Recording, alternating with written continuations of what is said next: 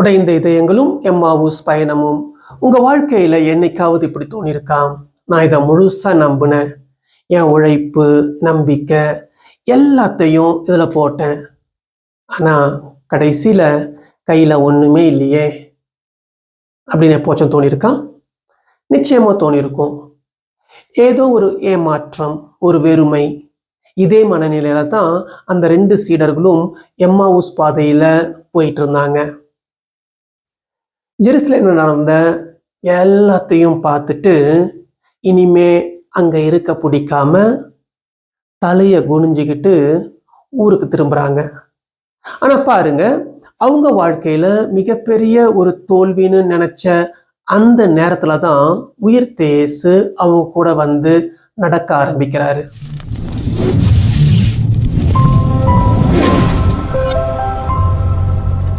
வணக்கம் நண்பர்களே, நம்பிக்கை சுடர் யூடியூப் சேனலுக்கு உங்கள் அனைவரையும் அன்போடு வரவேற்கின்றோம்.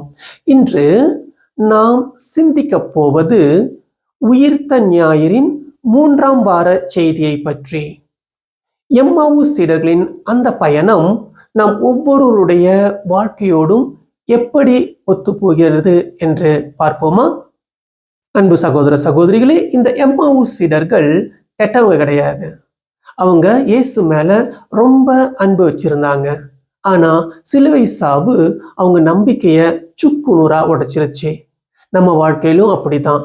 விசுவாசம் இருக்கிறதுனால நமக்கு துக்கமே வராதுன்னு சொல்ல முடியாது.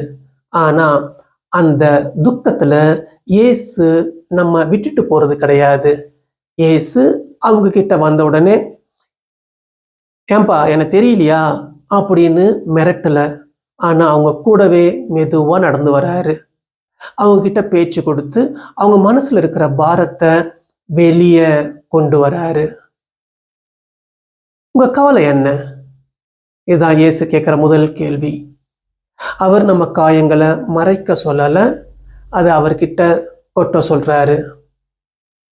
வேதமும் கொழிந்து விட்டு எறிந்த இதயமும். அப்புறம் இயேசு என்ன பண்றாரு? மறைநூலை எடுத்து விளக்க ஆரம்பிச்சாரு. கிறிஸ்து பாடுபட்டு தான் மகிமை அடையணும் அப்படின்றத புரிய வச்சாரு. பேதுரு முதல் வாசிப்புல சொல்ற மாதிரி இயேசுவோட சாவு ஒரு விபத்து கிடையாது, அது ஒரு பெரிய திட்டம். நம்ம வாழ்க்கையிலும் சில கஷ்டங்கள் வரும் பொழுது, ஏன் எனக்கு மட்டும் இப்படி நடக்குது அப்படின்னு தோணும். ஆனா இறைவனுடைய கண்ணோட்டத்துல பார்க்கும்போது தான் அதுக்கு ஒரு அர்த்தம் கிடைக்கும். அதனால தான் அந்த சீடர்கள் அப்புறமா சொல்றாங்க, அவர் வழியில பேசும்போது நம்ம உள்ளம் நெருப்பா கொழுந்து விட்டு எரியலையா? உங்ககிட்ட ஒரு கேள்வி. ஒவ்வொரு திருப்பலிக்கு பிறகும், ஜெபத்துக்கு பிறகும் உங்க மனசுல இப்படி அனலா எரியுதா? அப்படி எரிஞ்சா அங்க இயேசு இருக்காருன்னு அர்த்தம். அற்பம் பிட்கையில் கண்டு கொண்டனர். கடைசியாக அந்த சீடர்கள் இயேசுவை எப்போ அடையாளம் கண்டுக்கிட்டாங்க அப்படின்னா, அவர் அப்பத்தை எடுத்து ஆசீர் வழங்கி பிட்டு கொடுத்த பொழுதுதான் அவர்கள் இயேசுவை கண்டு கொண்டார்கள். இதுதான் நற்கருணை, யூக்கரிஸ்ட். இயேசு கண்ணுக்கு தெரியாம போயிருக்கலாம், ஆனால் அவர் அந்த அப்பத்திலேயும் நம்ம கூட இருக்கிற சமூகத்திலையும் இன்னமும் இருக்காரு. அவங்க வாழ்க்கைய மாத்தின அந்த ஒரு நிமிஷம், குனிஞ்ச தலையோடு போனவங்க அன்னைக்கு ராத்திரியே வேக வேகமா எருசலேமுக்கு திரும்பி ஓடுறாங்க. ஏன்னா உயிர்த்த இயேசுவை சந்திச்சவங்க சும்மா இருக்க முடியாது. அந்த செய்திய மற்றவங்களுக்கும் சொல்லணும்னு அவங்க உள்ளம் துடிக்குது. நமக்கான செய்தி இன்று நாமும் கூட இருள் சூழ்ந்த நேரத்துல பாரத்தோடு இருக்கலாம். ஆனா ஒண்ணு மட்டும் நிச்சயம், ஆண்டவர் நமது கூடவே நடந்து வருகிறார்.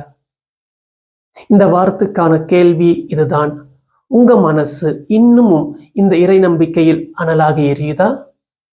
ஒருவேளை அந்த தீ அணைஞ்சு போயிருந்தா கொஞ்சம் அமைதியா உட்கார்ந்து இயேசுவை உங்க வீட்டுக்கு கூப்பிடுங்க. ஆண்டவரே, எங்களோடு தங்கும், பொழுது சாய்கின்றது அப்படின்னு சொல்லுங்க. அவர் கண்டிப்பா வருவாரு. இந்த விசுவாசத்தோட தொடர்ந்து ஜெபிப்போம். இந்த வீடியோ உங்களுக்கு பிடிச்சிருந்தா ஆறுதல் தேவைப்படுகிற உங்கள் நண்பர்களுக்கு இதை பகிருங்க. நீங்க உங்க வாழ்க்கையில எந்த தருணத்துல இறைவனோட பிரசன்னத்தை உங்க இதயத்துல உணர்ந்தீங்கன்னு கீழே கமெண்ட்ல சொல்லுங்க. மறக்காம லைக் பண்ணுங்க, ஷேர் பண்ணுங்க. இந்த நம்மளோட நம்பிக்கை தொடர் சேனலை சப்ஸ்கிரைப் பண்ணுங்க. இறைவன் உங்களை எப்பொழுதும் ஆசீர்வதிப்பாராக. ஆமென்.